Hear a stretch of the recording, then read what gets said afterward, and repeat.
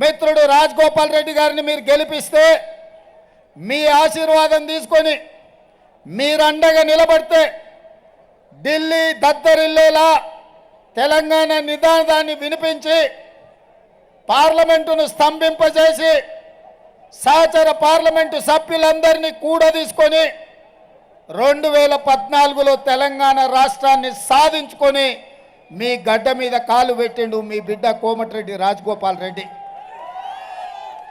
ఏ రోజు కూడా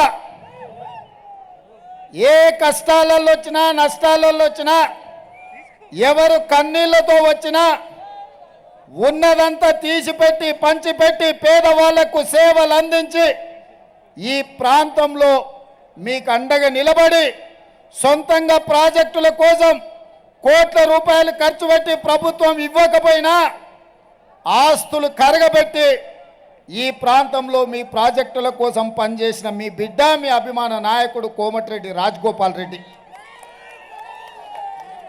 అదేవిధంగా తెలంగాణ రాష్ట్ర సాధనలో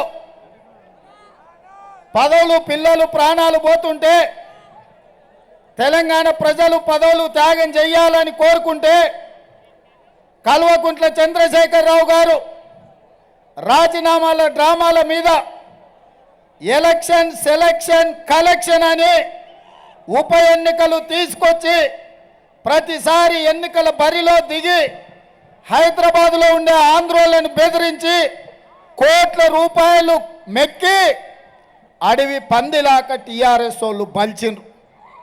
కానీ ఆనాడు ఉస్మానియా యూనివర్సిటీకి పోయి విద్యార్థులను కలిస్తే విద్యార్థులందరూ కలిసి ఎంకన్నతోటి ఎంకన్నా నువ్వు తెలంగాణ కోసం మంత్రి పదవి రాజీనామా చేయి, తెలంగాణ ఎట్లా రాదో చూద్దామంటే మీ అభిమాన నాయకుడు కోమటిరెడ్డి వెంకటరెడ్డి గారు ఆనాడు మంత్రి పదవిని త్యాగం చేసి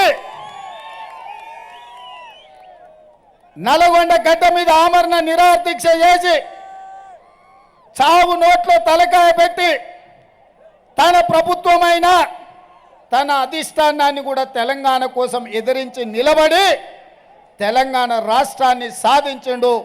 ఆయన ఎంకన్నా చెప్పిండు మళ్ళీ తెలంగాణ రాష్ట్రంలోనే ఏదైనా పదవి తీసుకుంటా ఉమ్మడి రాష్ట్రంలో సమైక్య పాలనలో నాకు మంత్రి పదవి వద్దు అని ఆనాడు కొండా లక్ష్మణ్ బాబూజీ ఎట్లా త్యాగం చేసిండో ఈనాడు కోమటిరెడ్డి వెంకటరెడ్డి మంత్రి పదవికి రాజీనామా చేసి మీ నల్లగొండ పౌరుషాన్ని మీ పోరాట పటిమను కోమటిరెడ్డి వెంకటరెడ్డి గారు ఇవాళ నిరూపించను.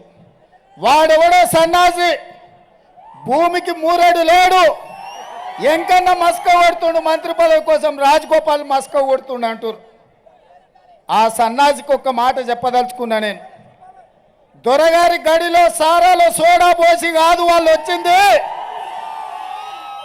కోమటిరెడ్డి బ్రదర్స్ రక్తాన్ని చెమటగా మార్చి భుజాలు కాయలు కాసేలా 3 రంగుల జెండాను మోసి నాయకులుగా ఎదిగినరు. నల్గొండ సమస్యల మీద కొట్లాడి అధిష్టాన్ని ఒప్పించి మెప్పించి ఇవాళ వాళ్ళు ఈ బాధ్యతలో ఉన్నారు. వాస్తవంగా నాతో పాటు ఎవరైనా ముఖ్యమంత్రి పదవికి అర్హత ఉందంటే అది కోమటిరెడ్డి వెంకటరెడ్డి గారికి అని చెప్పి నేను మనస్ఫూర్తిగా చెప్తున్నా.